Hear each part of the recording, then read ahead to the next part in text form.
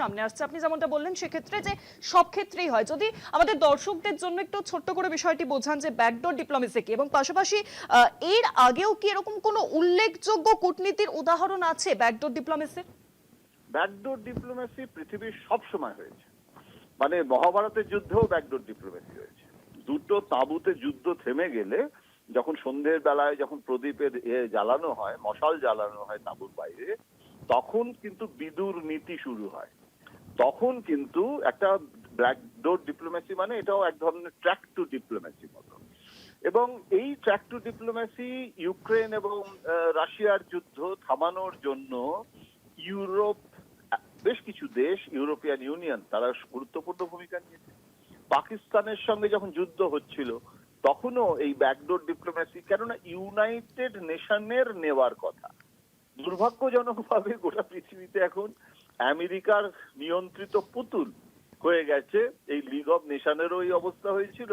League of nation ব্যর্থ হওয়ার পরে আমরা ভাবলাম বলে চলো ইউনাইটেড নেশন হবে। প্রথম বিশ্বযুদ্ধ, দ্বিতীয় বিশ্বযুদ্ধ কিছুই হলো না। সুতরাং আন্তর্জাতিক স্তরে একটা মাল্টিল্যাটারাল ফোরাম যখন ব্যর্থ হয়, তখন এই ট্র্যাক টুটা মানে এই যে ব্যাকডোর ডিপ্লোমেসি, ব্যাকডোর মানে যেরকম চীনের সাথে, ধরো আমি উদাহরণ চাইছি, আমি একটা ভালো উদাহরণ বলছি। চীনের সাথে আমেরিকার সম্পর্ক ভয়ঙ্কর ভাবে তো নেতিবাচক জায়গায় চলে গেছিল। নিক্সন সেটাকে অনেক বছর পর মানে ভালো জায়গায় নিয়ে এসেছিলেন, এবং সেটার জন্য তার আগে নিক্সন গিয়েই কিন্তু করে দেননি। কিসিঙ্গার একটা ব্যাকডোর ডিপ্লোমেসি শুরু করেন।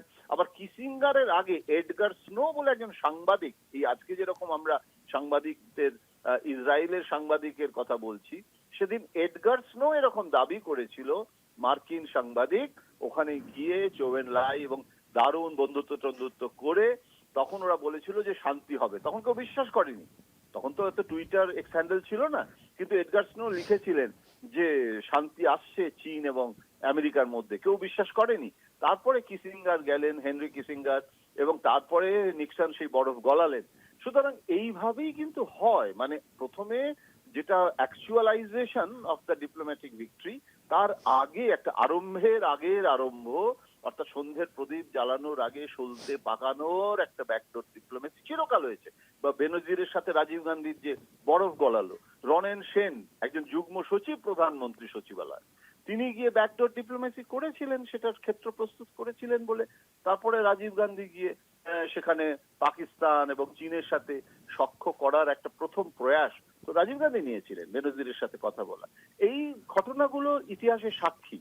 কিন্তু এটা আজকে যেটা হলো আমেরিকা এবং ইরানের মধ্যে যে মধ্যস্থতা, এখানে ইসরায়েলের দাপটটাকে এবারে আমেরিকা কমাতে বাধ্য, কেননা আমেরিকা শতকরা 60% লোক, এটাও আমেরিকার মধ্যেও তো নানান রকমের আমেরিকা আছে, দেখা যাচ্ছে শতকরা 60% লোক বিরুদ্ধে। ওরা তো সবসময় সার্ভে করে, বুঝছে যে এগুলো ছোট ছোট মানে ডাউন টাউন আমেরিকা, যেখানে শিক্ষার হার কম, তারা ট্রাম্পের পক্ষে আছে, তারা যুদ্ধের পক্ষে আছে। কিন্তু শিক্ষিত মার্কিন নাগরিক যারা মোটামুটি ভাবে অনেকটা শহুরে অভিজাত, এরা সবাই ট্রাম্পের বিরুদ্ধে চলে গেছে। এবং সেই কারণে এখন বলছে যে অনেক হয়ে গেছে, এবার থামতে হবে, তা না হলে নভেম্বরের এই যে নির্বাচন আসছে তাতে ট্রাম্পের অবস্থা শোচনীয় হবে, আমেরিকার অর্থনীতির অবস্থা শোচনীয় হবে। সুতরাং আমি বলবো যে এই ব্যাকডোর ডিপ্লোম্যাসি যদি এই তিনটে দেশের ভূমিকা থাকে, কার বেশি কার কম এই তর্কে যাওয়ার কোনো অর্থহীন। কিন্তু তুরস্ক, পাকিস্তান এবং মিশর, তাদের এই মধ্যস্থতায় যদি আমরা একটা ইতিবাচক উপসংহারে পৌঁছতে পারি, তাহলে সেটা কিন্তু ভারতের জন্যও কিন্তু আমি বলবো সুসংবাদ, ভালো সংবাদ। শুভাঙ্গী, অনেক ধন্যবাদ জয়ন্ত। ফোন লাইনের সঙ্গে ছিলেন আমাদের মুখ্য রাজনৈতিক বিশ্লেষক জয়ন্ত ঘোষাল।